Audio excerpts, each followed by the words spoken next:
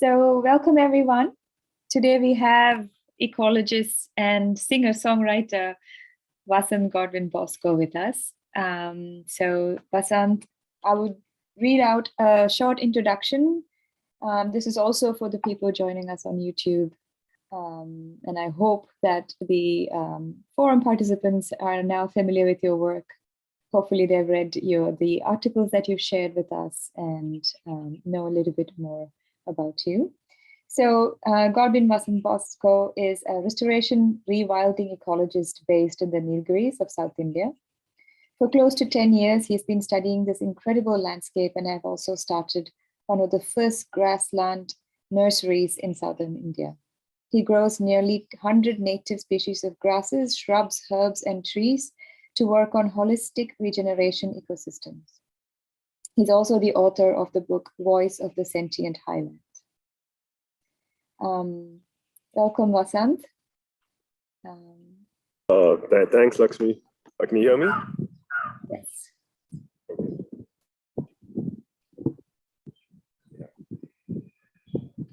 So, yeah, thanks for the introduction, and it's nice to meet you all on this Saturday morning. It's morning for us. I'm not sure where all you're from. So, yeah. So, also let me just introduce the plant behind me. It's a tree fern. It's endemic to just this region. It's just found in a few places over here, and it's about 7 years old, planted out.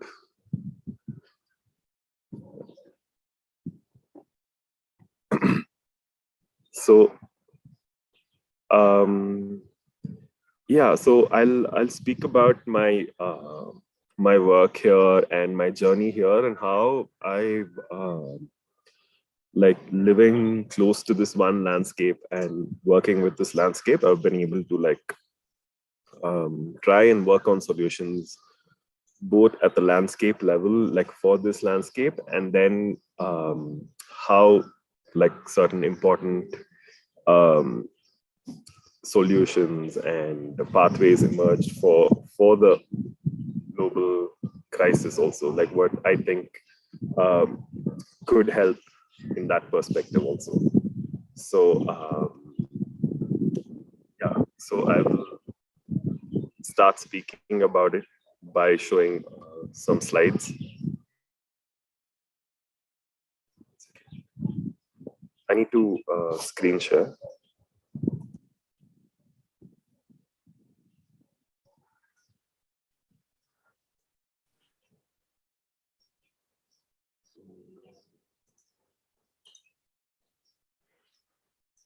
It should come up for you, Vasanth, now. I've made you host. Yeah, okay.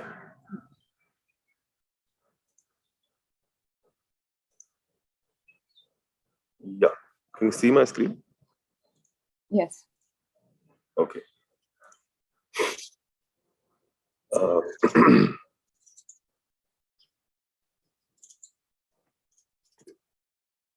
So the Nilgiris are it's this mountainous landscape in southern India, and they're extremely ancient mountains. They date back about 2.5 billion years, and so this image that you see here, a satellite rendition of this plateau. So the Nilgiris is like a perfect definition for plateau. So the entire like landmass is elevated to about 1,800, 2,000 meters. And it's like a table land, but you will never find flat ground on it. It's like completely like undulating, and there are mountainous ranges within the plateau. And yeah, so as you can see, it's like this large chunk of land that's just been elevated from the rest of the plains. And this makes it really special in many ways.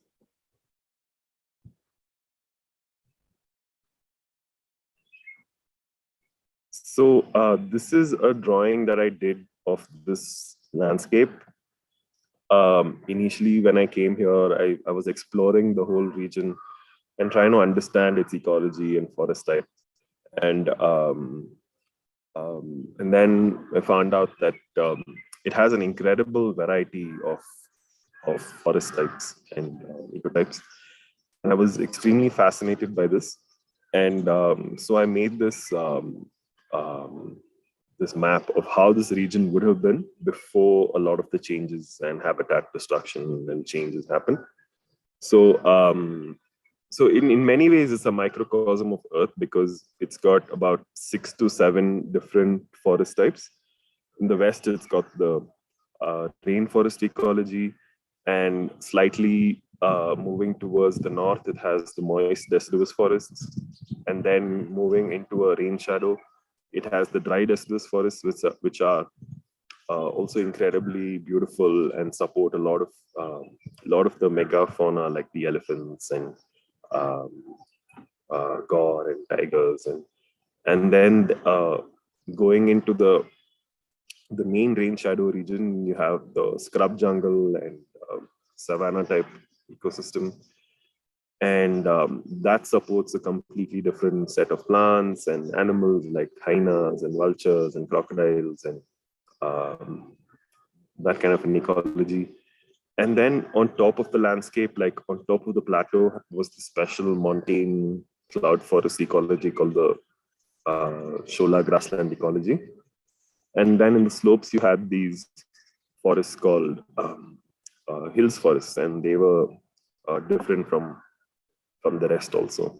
So, and all of this was just packed into a landscape of just like 5,000 square kilometers. So there's an incredible amount of heterogeneity in the land and diversity in the landscape. So that's my dog. Sorry, just 1 second. Just 1 second. Just give me a second. No worries, Vasanth. Yeah.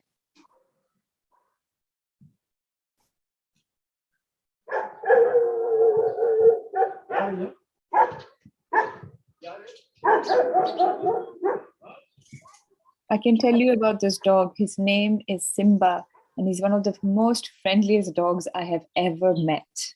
And I have met lots of friendly dogs. It's very cute.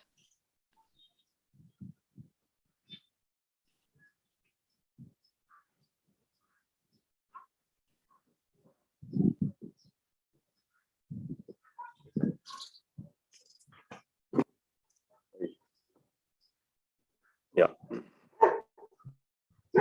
So, so the upper landscape was, like I said, it's a mosaic of these cloud forests and rainforest type ecology and mountain grasslands. And this is how it looks. And the whole of the upper landscape was covered by this ecology. And it's a stunning mosaic because the contrast between the rainforest and the grasslands are very, very stark, and there are these very clear boundaries that are maintained by these two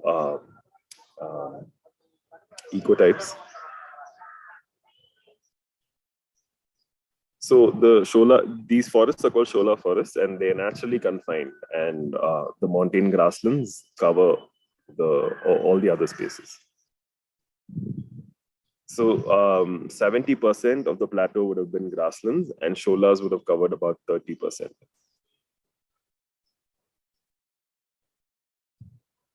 And there are over like 90 species of trees that make up a shola forest, and in entire forest, the community will have about 450 species of plants, like the understory shrubs and epiphytes and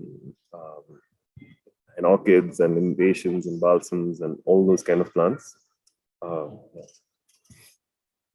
So initially, a lot of people and especially like managers, forest management people, and even initially during period of colonization, the grasslands were considered wastelands, and uh, they were destroyed, and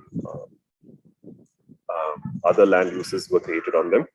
But actually, the grasslands also are incredibly species rich, and they have about 650 species of plants that are native to the grassland, which is like more than the Shola forests.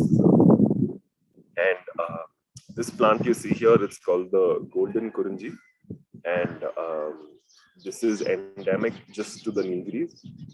And it's part of a family of plants called the kurunjis, all of which flower only in a certain period of time, like once in a certain number of years. Like this one flowers in once in 9 years, and yeah, it's just found in few valleys here in the Nilgiris. So these are just some inhabitants of Shola forest. This is called a Balanophora. It's a root parasite. These are endemic plants that grow in a Shola. It's called Impatiens monroniae. This is an image of the tree fern, again, growing inside the Shola. So these are relics of about 300 million years ago. And these species like made up the forests, actually. Like most of the forests 300 million years ago were made up of tree ferns and similar species. But since the sholas are elevated and it's cold and they still have the moisture, since they're in the tropics, they're able to support species like these. So the forests here are called relic forests because of that. So these are some species in the grasslands. This is called Satyrium napalens. It's a ground orchid. And this flower, it's called a gentian pedicellata. And the indigenous people here, they consider this flower to be an indicator of mental health. And they believe that if you have any deep sorrow or anxiety and you touch the flower, it closes like the ones next to it.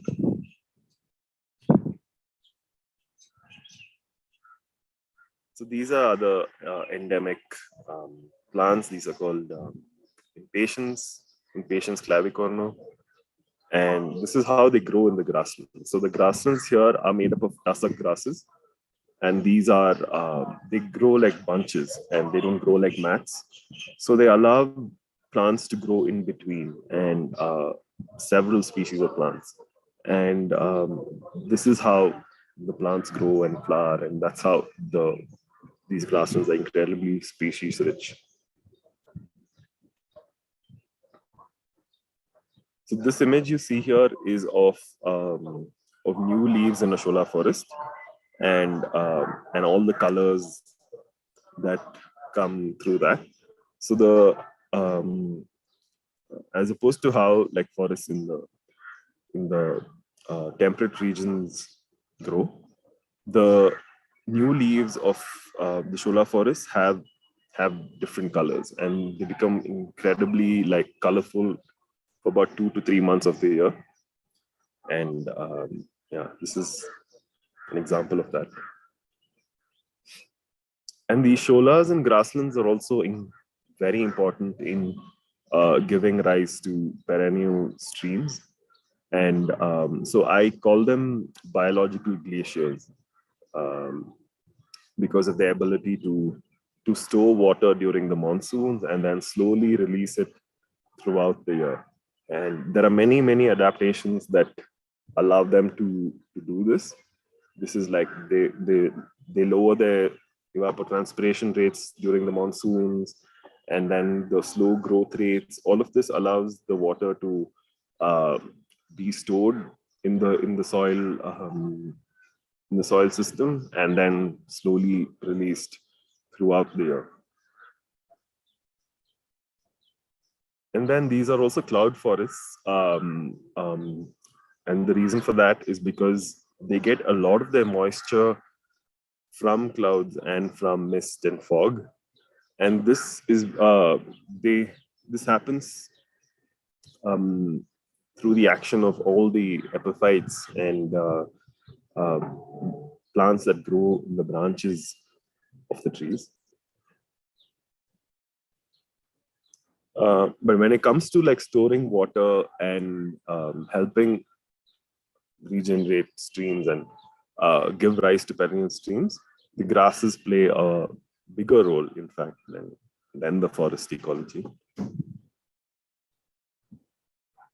So here, the grasses, the roots go down really deep, and then because of the climate and the almost temperate nature here, they're able to build this very rich layer of soil, which has a lot of carbon, and the carbon helps store water like a sponge, and it's also extremely important when it comes to carbon sequestration. And the roots, every year they disintegrate and form this really rich layer, and the roots also hold the soil really strong, and which is why it's really important to have the ecology. So here's an image of the grasslands in the edge of the landscape, and this is this animal here. It's called the Nilgiri tar, and it only lives in the grasslands, and it without the grasslands it can't survive. And as you can see here, like there's a waterfall coming out of a patch of shola. So that's the amount of water that can come out of a small patch of shola and then a slope of around it. So the entire plateau was filled with thousands of streams and waterfalls and rivers, but unfortunately, all of this is changed, and we'll have to go really to the edge of the landscape to see this. So right now, only 9% of the original like shola grassland extents remain, and the grasslands were displaced to form tea estates, and farmlands came up, and settlements, and then they were mostly seen as wastelands and planted up with trees from different places. Like, in fact, a lot of trees from Australia, like the acacias and eucalyptus. So if you remember the image, the satellite image I showed you before of the plateau, this is how the landscape is now. And all the yellow that you see, are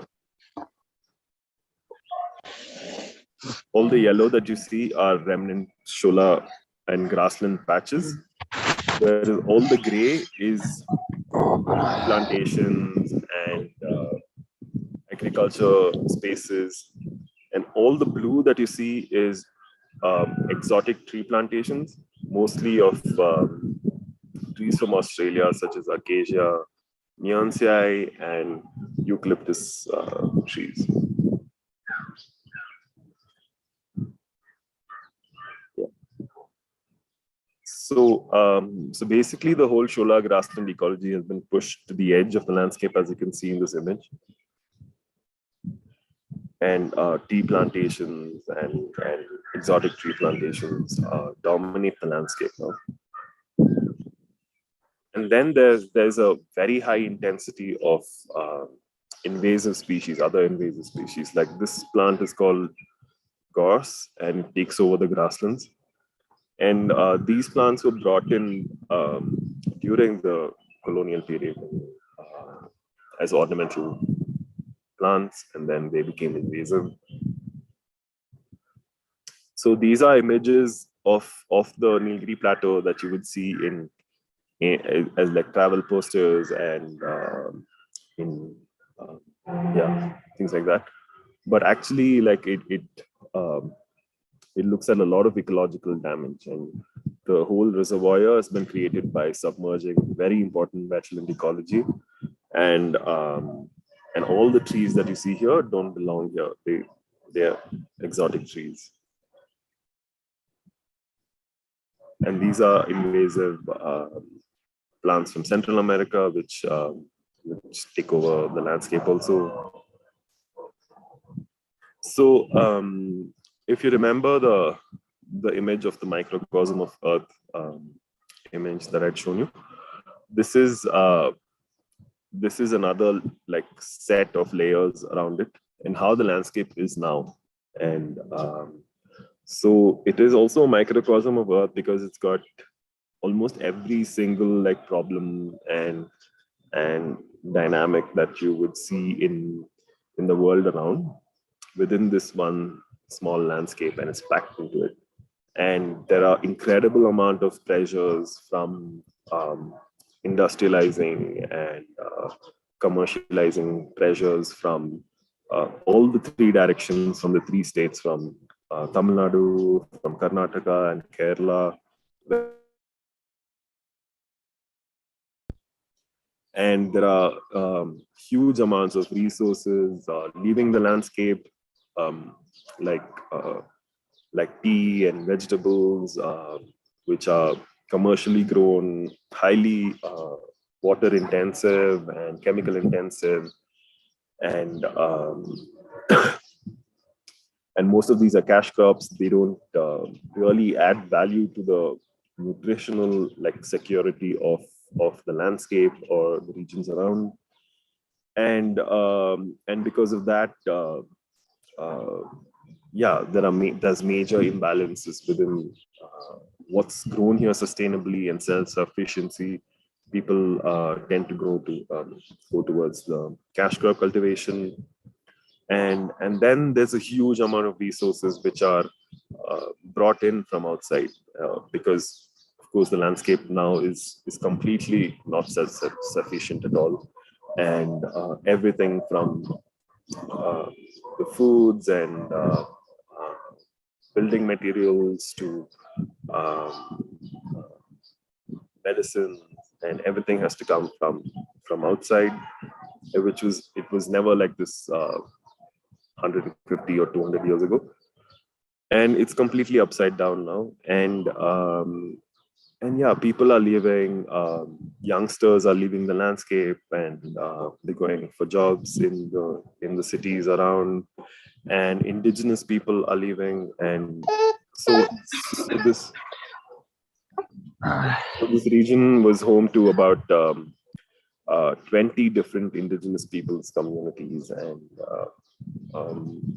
many of them are left with very little land or no land, and pressures from the wildlife populations that remain, because they are also pressed for land and invasive species and climate change related issues. So it's a really like a hot spot for many issues now.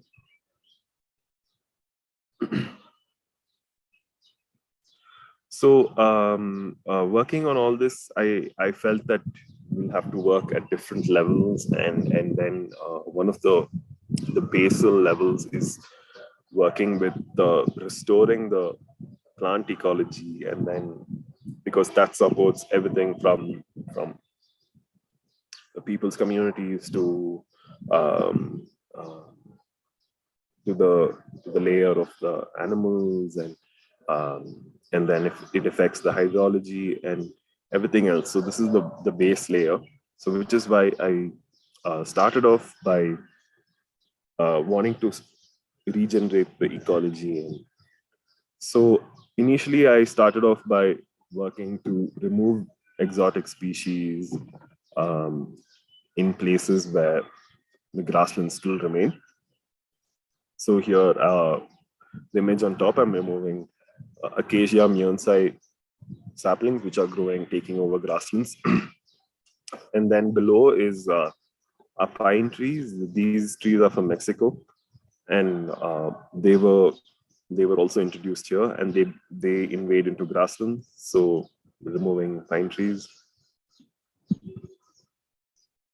And and I've been planting grasslands, and there's a peculiar thing here that there's an invasive grass from Africa also, which takes over the landscape. And whenever I plant the native grasses, we'll have to de-weed the African grass, which otherwise takes over. So this is the planting of shola trees, and so we need to take care of them until they reach a certain height. And yeah. So this is some of the work with the grassland restoration. So on top, the image you see is like that African grass, which grows like a mat, and it doesn't allow other native species to grow. But then there are a few other invasive species that are there, and then the backdrop you see a bush of another major invasive species from Central America. So we had to remove all of that and plant the native grasses, and then they've grown back. This is an image of that. These are some of the trees that we planted and the height that they've already reached. And so the shola trees here, they're slow growing, and there are many factors that are challenging for them. So yeah, in about 6 to 7 years, it's quite challenging to reach here, actually. So these are some more images of the trees and plants growing and the restoration happening. And yeah, so the grassland nursery was one of the first nurseries to be started here, and I focus a lot on the grassland species and try to do a lot of awareness campaigns on the reasons why grasslands need to be grown and promoted. And everyone has this idea that in order to do something green, you have to plant trees. So I'm trying to try and bust that myth, and also trying to encourage grassland restoration in different parts of the country through such programs like online programs and meetings. So yeah. So while this is happening, there are also like much larger changes that are happening, which we can't control locally. And I mean, we can do regeneration and such kind of activities, but locally within the landscape. But then there are much larger changes and problems also happening. Like, for example, one of the things that I've been studying and tracking for the last 6-7 years is climate change related, like problems and issues here.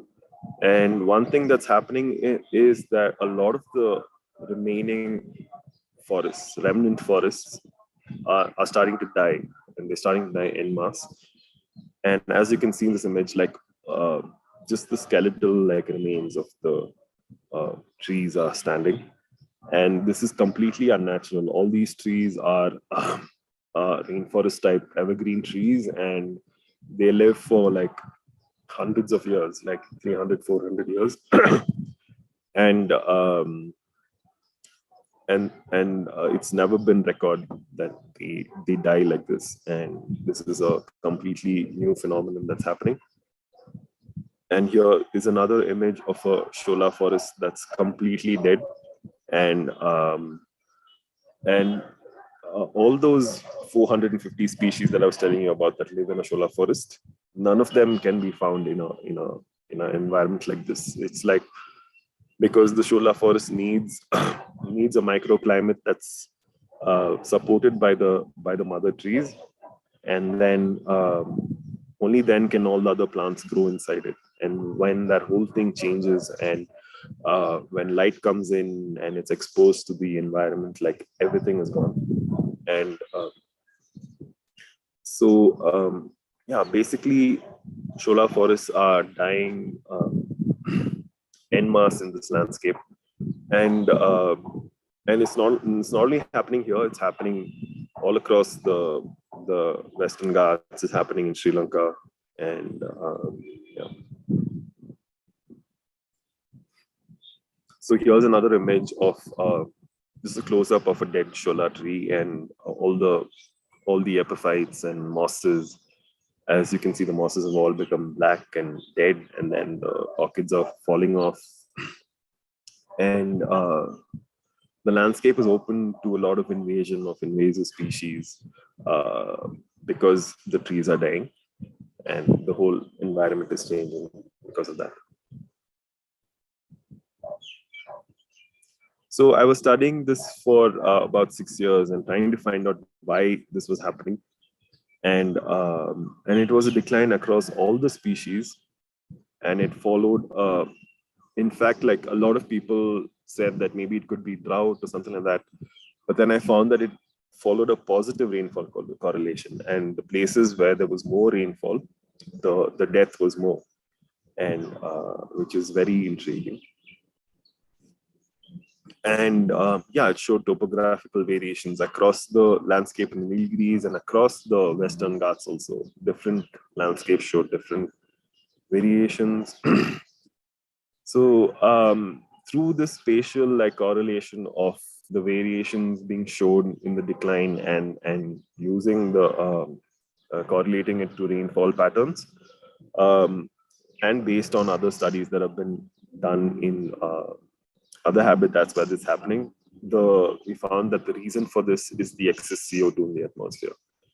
And yeah, I think at the time I made this presentation, it was 415, but I think it's crossing 417, 18 now. And so that is basically causing the decline of these kind of forests. And it's not a local thing. It's this 418 parts per million is what exists across the globe. And that's the global carbon concentration right now in the atmosphere. And so basically, what is happening is that the trees are growing. I mean, their life cycles are being speeded up and they're dying. And that's one way of looking at it. The other way is like, we all know that trees sequester carbon dioxide and provide oxygen. So it's almost like it's analogous to us feeding on too much sugar and then developing complications. So that's what's happening. And the trees' defense mechanisms are compromised and their resilience is compromised. And then and then they break off and they get affected by other factors like heavy winds, and then they die because of that. So a lot of the death of trees that we see across the world, including what we thought was bark beetle death in the northern hemispheres, is actually triggered by this, is a reduction in their immune system capacities, which makes them more prone to beetle attacks.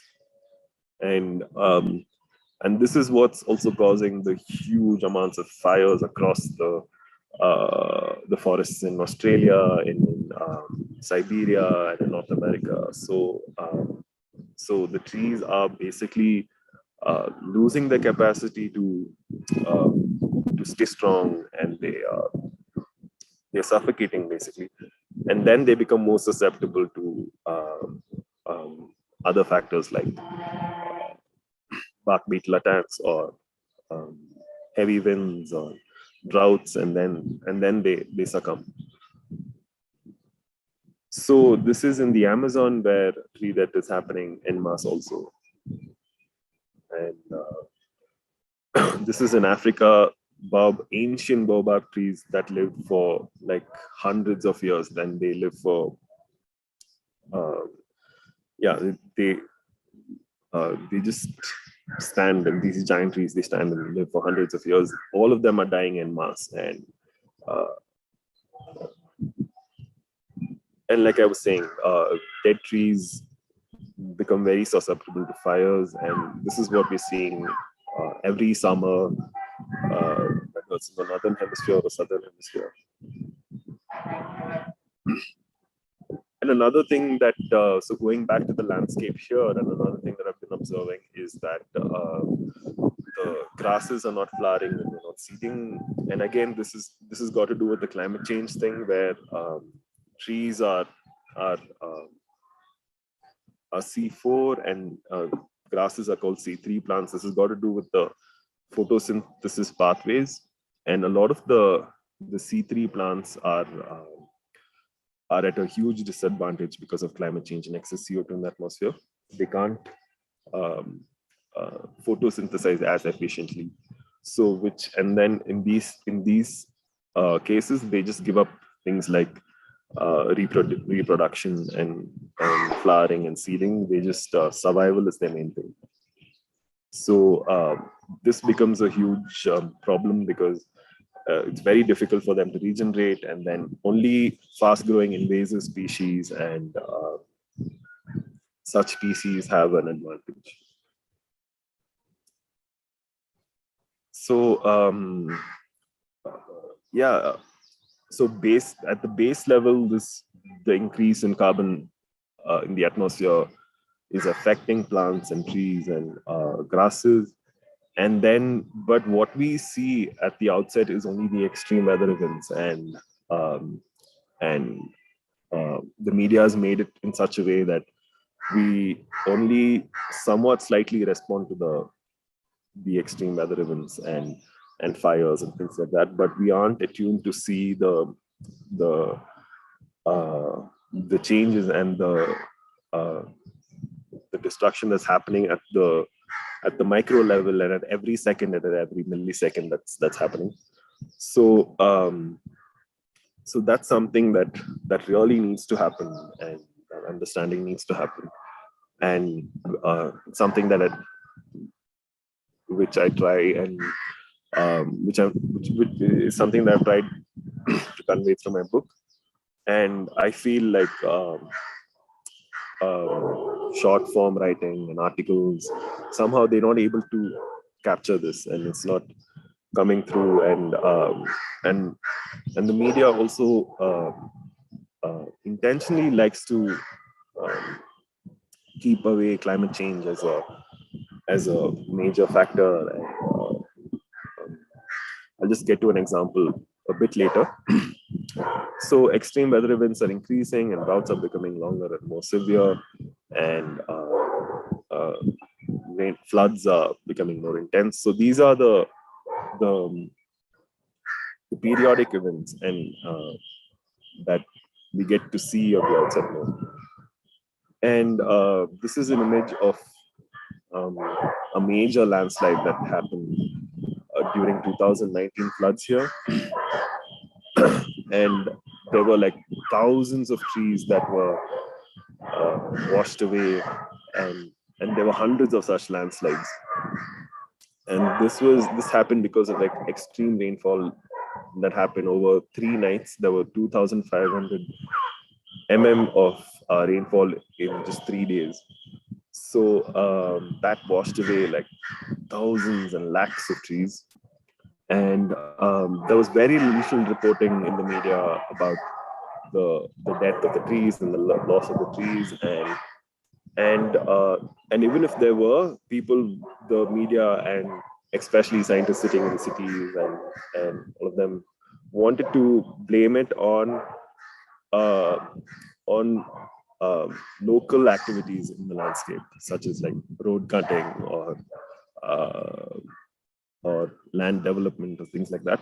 But they didn't want to like blame it on climate change, because somehow it puts the blame on the people living in the cities and in the Western world, and it takes the problem outside the landscape. Whereas like if it's because of road cutting and land development here, then it's a landscape level thing.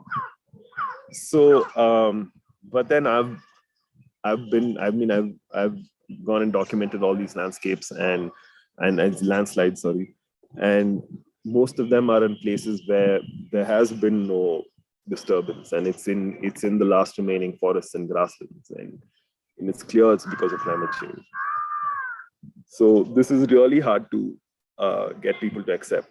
And even in a recent article, I had to specifically tell the editor that I hadn't written anything about uh, local land planning or things like that.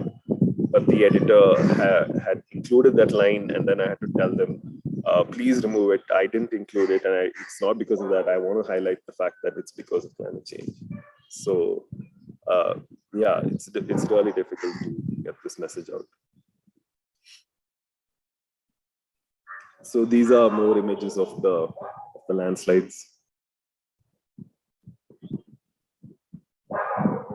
And as you can see in this image, it's clearly a grassland and a shola and an intact landscape. There's no road networks there. There's no land exploration there, like building exploration or things like that. And the landslides are occurring there. So, yeah, so I'll just pause the presentation here and then go into this whole thing about what we can do because of this. And should I just stop the screen sharing? Sure, Vasanth. I mean, you can do it yourself. Yeah. Thank you. Yeah. So these were like these were some really big dynamics that were happening here, and then the question comes up about what we can really do to stop this. And of course, the strategies are extremely complex. There are hundreds of people working all around the globe for solutions, and there are solutions on the ground and in each landscape. It's about going back to the solutions that are already there. But then we do need a huge global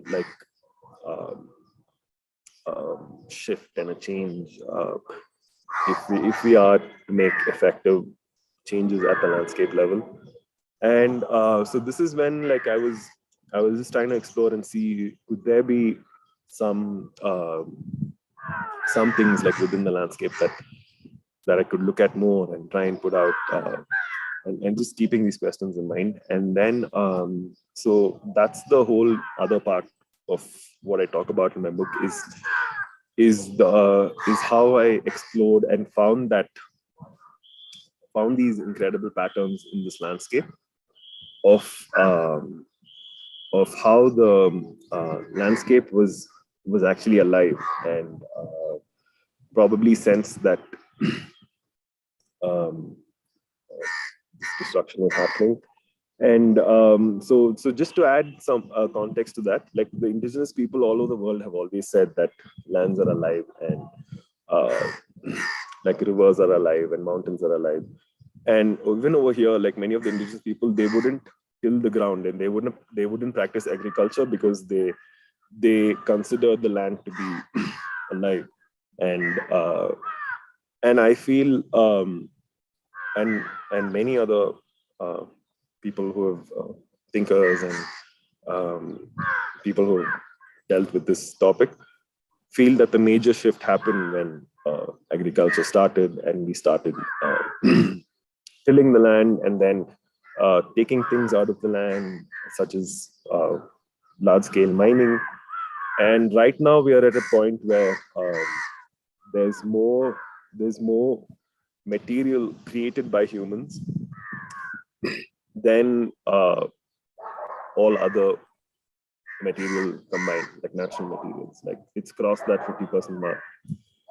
That's how much we have altered the landscape and dug things out of the land, and everything can be traced back to that, such as every single instance of habitat destruction and the use of fossil fuels or anything can be traced back to the way in which lands have been stripped.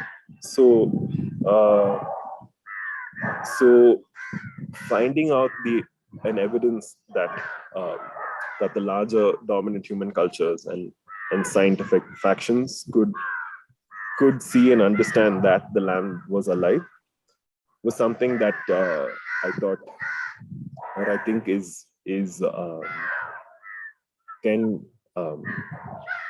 can bring back this understanding that the indigenous people and everyone had and followed. So that's what I looked at for the later part of my research here for 3-4 years. And then I found these incredibly stark patterns of the landscape showing intelligence and being able to sense and predict climate patterns and then alter their shape and elevation based on that. And so that's what I've studied and presented in the book as scientific evidence that that mountains are in fact intelligent, and the shapes and the orientation are not random, and there is an intelligence in it. And so this is the evidence that I'm providing to the larger dominant culture and in scientific factions, that the evidence of the lands being alive, which indigenous people have always said, but science won't accept if it's not verifiable empirical evidence. So that's what I'm trying through my book. Thank you, Vasanth. Shall we open for questions now? Yeah. And I have a few questions, but I will wait for the forum participants. Has the dogs barking been like too much? Like, have you been able to hear? Okay. In the background, but I think it was okay. We can hear you. Okay. So I'm going to, Hannah, I can see your hands, but I'm just going to, my view is speaker view at the moment. Let's change that so I can see everyone's. Yeah, Hannah, please. Thank you so much for a beautiful, informative, and overwhelmingly heartbreaking presentation. I think my question relates to both the time represented by the shola and the grasslands. Like you mentioned, how many millions of years they took to establish and to create that kind of like interdependent diversity of plant species and animal species, all of that. And the overwhelming, like even just watching your presentation, I can only assume how it feels to be you to see all of these impacts like intersecting in your restoration work. How do you manage those timescales, like through the actions that you're able to do, like yourself as a person, like emotionally, like how do you, yeah, that's my question, because it's a huge thing. Yeah. Yeah. Yeah.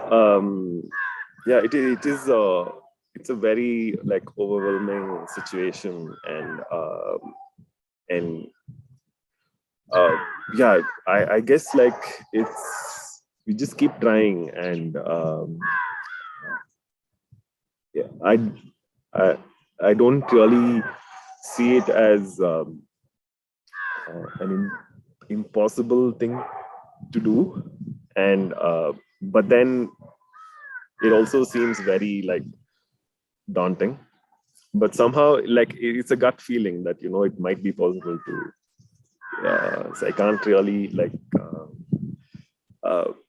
say how exactly, but it's about just keep trying. So there are different solutions that we're trying to work on. One is especially with restoration. One is like directly like trying to plant the native species and trying to give them more space and work in the wilderness areas.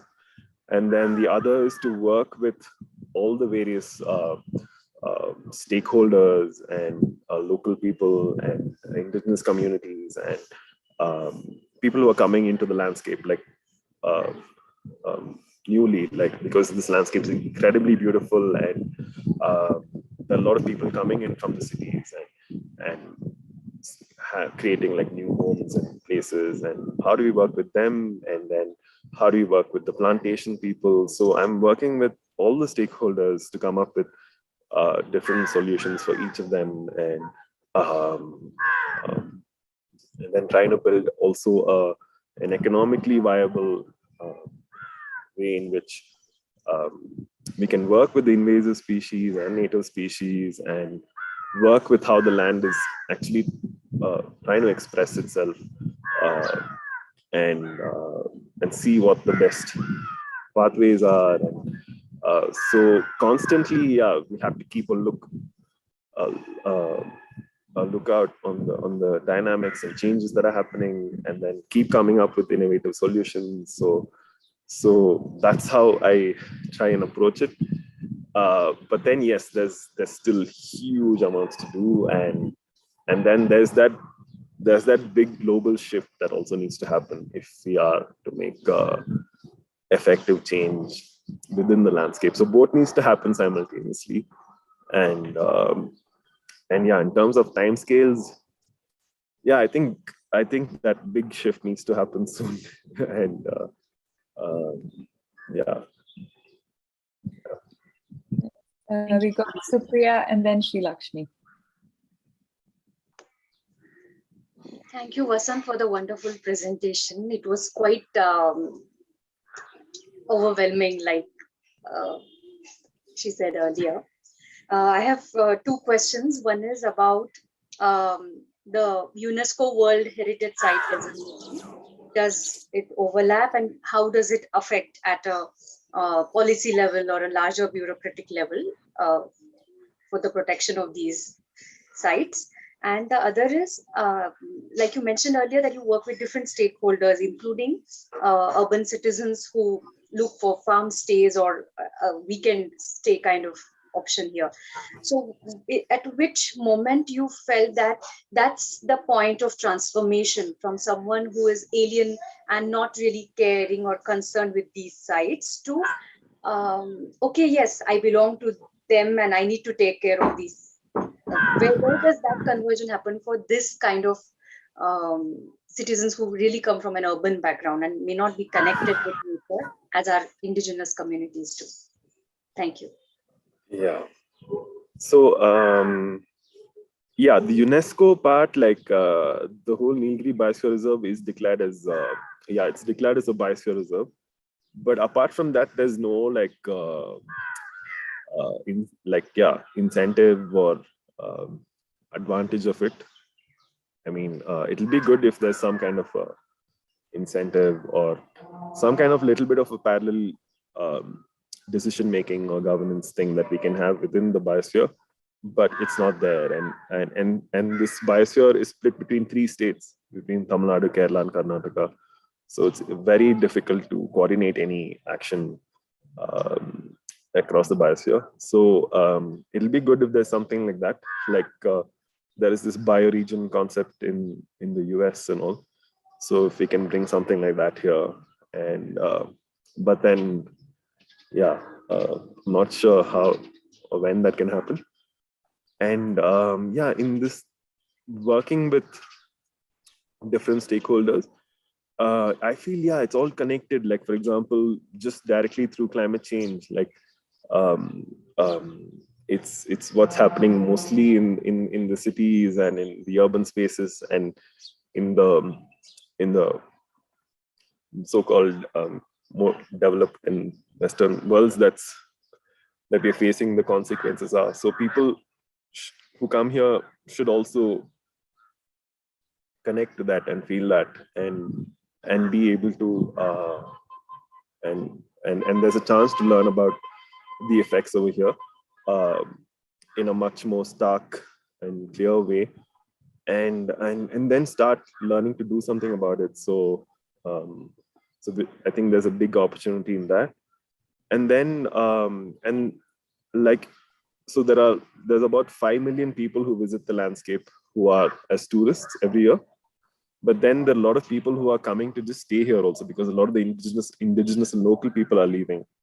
And so a lot of like the affluent people are coming and buying up spaces. And so then we'll have to see how to work with that dynamic also, because they can all easily become like completely built up places and villas and like the urban spaces. So yeah, so that's another thing that we're working with. Thank you. Sri Lakshmi? Hi, Vasanth. Something that you talked about in terms of the invasive species, no, and that has come from outside, and part of the restoration work is actually taking them out and replanting what was originally there. And it reminded me of a conversation with someone in Bangalore. We all love Bangalore in summers because it's full of flowers, different kinds of flowers. And on one of these walks, when we were admiring, so this ecologist who was with us turned around and said, "None of this belongs here. It all came from outside." So it was such a shock for us, something that we've admired and sort of been living with, to realize that that doesn't belong here, but they're here in any case. So my question is really, and something that I've not been able to answer and I've been holding is, if something came from outside and has taken root here, and does it really adapt then, or does it continue to be invasive forever? Because this is something that I've not been able to, because I can't take out something once it's there and rooted. So I'm coming from there. So I don't know if I've made my question clear. Yeah. No, this is a very like regular question and thought that comes up. And so like any action in a landscape has to be complex. Like we can't be like cut and right about like, yes, invasives are bad, invasives are good, or like, so at every place it's different. Like at the places where the grasslands still remain and they just a sliver of there removing the invasives is a good thing, because we're trying to protect that grassland ecology. But in other places, like where in the cities, in these small banks where this invasive African grass is growing, it's holding the soil together. Without that grass, like half of the town like will not be there. And so it's holding the soil there. So it's a very complex thing. They of course, and let's also be clear about it, that the humans are one of the main invasive species. So the plants, every other plant will only be lower down in that order. So we can work with them. We can work with them, and we'll have to understand the hydrological impacts and ecological impacts. See how we can keep improving that, even if they're still there in the landscape. And I think the most important thing is how can we improve the overall biodiversity, because biodiversity collapse is a major thing along with climate change that's happening. And in that mixture, if exotic species are there, it's okay, I think. And but with Bangalore and all, I've also been really fascinated, because it receives only 750 mm of rainfall a year, and then but then you have these huge rain trees and that kind of a landscape. So I've always been intrigued about how the city is supporting all these trees, and whether it's got to do with the water supply thing, or like will all these trees go if the city like suddenly runs out of water, or I've really been intrigued about that. So it's really complex. We'll have to look at a lot of factors. Manik? Hi, Vasanth. Thank you for sharing authentically. I have one question. So beginning with recognizing the limitation of economic resources, does access to limitless, or does access to additional economic resources strengthen your work?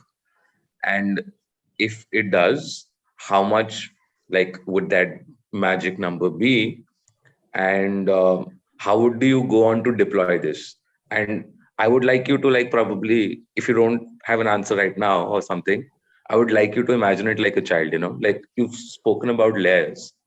So, and money can only help to a point, or economic resource can only help up to a certain point. But like, does it serve us well if all of us become billionaires and hand you some kind of money and resource, and can something happen then? Okay, so I wasn't expecting this question. So immediately with regard to the work, see how I see it as, I mean, there's this quote by Derek Jensen also, and how, like, if you want to if you want to bring down the system and the machine, you have to use the tools that were used to make it. You can't expect to like do it without like the spanners and the bolts that were used to make the machine. So I guess, like, yeah, money is important in that way, in which we need it to take down the system which has enslaved us to need money. We need money to do things within the system. So as long as, yeah, that whole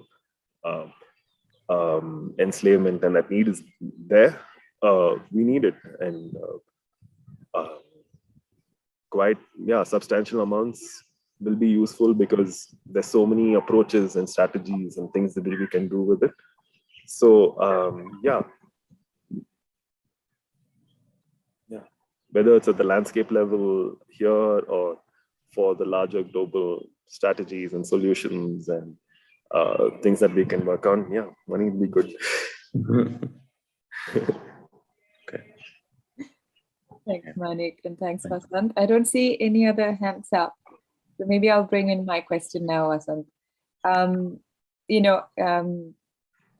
You talk about the landscape being alive, and knowing you, I know how real that is for you. And my question is, as an ecologist, how is that received within the community? And I'm very curious, because I often find also ecologists like really trying to move away from that aspect. Even if you personally believe it, they don't want to talk about it, because then you'll be labeled as non-scientific, or you are not serving the cause. And you are someone who is very vocal about it, Yeah. Big part of your work as well. So I'm curious about that. So far, like, it's just met with a lot of silence, and like, everyone who's like seen the book and read the book, they kind of like don't talk about that aspect. They talk about the ecology aspect, and they, like, if they're sharing it to their friends, they're talking about it, they highlight the ecology aspect. And it's like and so no one has like also like tried to challenge the evidence, or like ask questions about it. So it's met with a lot of silence, and I guess, like, it's also yeah, it tries to overturn like too much, no? Because like if we say that the land is alive and it needs attention, then everything, the whole like whole human civilization is based on the destructive utilization of land. So so yeah, so maybe I don't know why it's not being seen as an important thing to look at now. But I'm trying my best to put it out and get more institutions to see it and reach out. But there's also this thing that it's not come from a big prestigious institution, and it's coming from the global south, and so that challenge is also there while sending it to institutions, and so we'll have to see how to tackle all of that. Manik, do you have your hand up again? Is that, yeah? Okay. Yes, if I can. Can Yeah, I? If please, please. this, yeah. Vasanth, like when we work in waste, typically people come up to us like with mobile apps and they tell us, if I build this mobile app, maybe the waste problem can get solved. And then like I find that as an equivalent when you say, people just want to grow trees because Mhm. that's how we perceive it, and or like bulk of the population does. But you have a nuanced understanding of the problem. So for our work in waste, we were thinking there are a lot of well-intentioned people who will never get that kind of depth into understanding the problem or staying with the problem. So do you maybe imagine, or do you have like a playbook of sorts of, like of all of those small little ideas you wish you could pursue? And, people could come up to you and like, yeah, I want to do something nice, but I don't really know what to do. So Vasanth is like, okay, Manik, here are 10, see what you can do out of this. Like this would be relevant. Like, do you see value in something like that? Uh, I honestly, I haven't thought about it in such a like structured way of creating solutions or recommendations like that. But yeah, it's interesting. I mean, so far, there's the set of landscape level solutions that I'm trying to promote here in this landscape. And then, like in the book, there is a manifesto for change, which is a larger global change that I'm calling for. So there are these two levels of recommendations that I'm trying to make. But then within that, like, yeah, I haven't looked at something like what you said. Okay. Thank you. Thank you, Vasanth and Manik. So Michael, so that would be probably the last question. Yeah, sure. Thank you, Lakshmi, and oh, wow, thank you, Vasanth, for the amazing presentation. It's really short. I just wanted to see, because if the answer to my question is yes, then it's all okay. But have you ever heard about the book and even the documentary called The Secret Life of Trees? Yeah. Because you actually really like the way you talk, the work you have done. I have met the guy in Germany, and I don't know why I felt like it's like you guys. I don't know, you could hang out because he managed to actually also get this Canadian university to prove with science that actually trees are intelligent, and then actually the fungus mushroom on the floor, blah blah blah. Yeah. So I was just saying that because I think, I mean, you're totally I mean, I could really see how passionate you are, and I think you could just totally pursue this work, and I'm really fascinated with the work you do, and Thanks. Thank you so much, really. Thanks, Michael. Okay, so Lakshmi, Supriya has her hand up for a while also. Maybe she can ask her question. Yeah, I thought that was from the last question you asked, Supriya. Is there a second question? It was a new phrasing. Yes. Yeah, please. It's not a question, but just more of a response to yours and Vasanth's comment on that. The river has been considered alive, the Ganges especially, there has been a precedent here, and it is considered that it has rights. So how, I was wondering if, we need to really look at the land also in that perspective, where the Supreme Court in India has accepted the rights of the river. Can we also look at it? And the other part of this thing is a small request. If it's not too much to ask, can we have a song from Vasanth? Just a little something.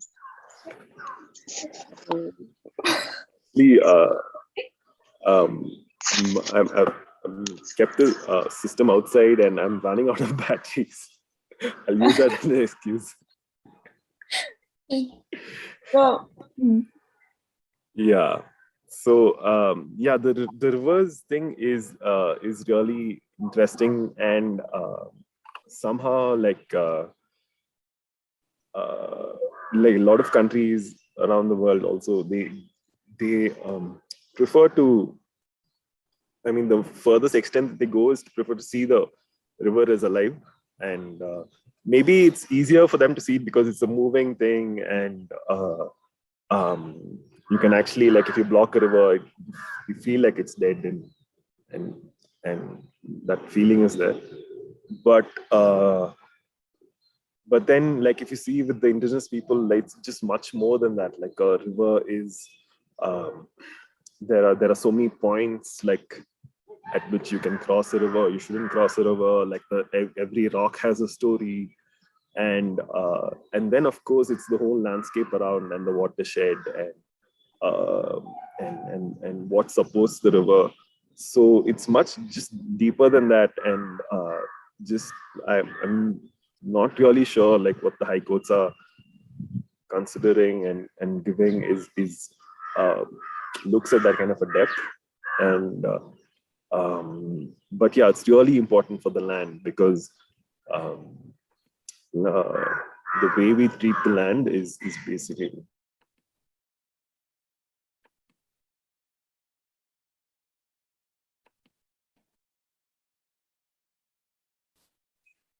I don't know if his battery died or not. So it's frozen. Okay, let's see if he comes back. Yeah, I was going to thank him.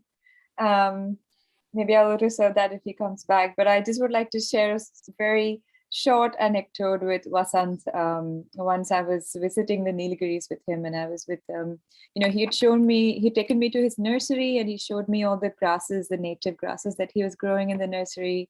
And, and I was very excited, and I saw that there were grasses, but there was this, especially one particular grass he was showing me, and he was telling me, look, this is this grass, and it's important for the indigenous communities and all that. And I appreciated it, but I really didn't fully get the significance of this, And then I went to meet with an elder from this the Thoda community, the tribal community there. And then she was explaining to me how this particular grass is what they thatch their temples with. And every year they have to rethatch before a particular ritual.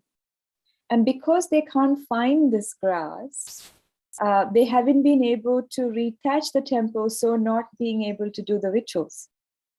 And this is, and I had this moment where I looked at Vasanth, and I really got why he was showing me this grass and telling me how important this grass is. I had this moment where I was thinking, oh my God, he's growing God.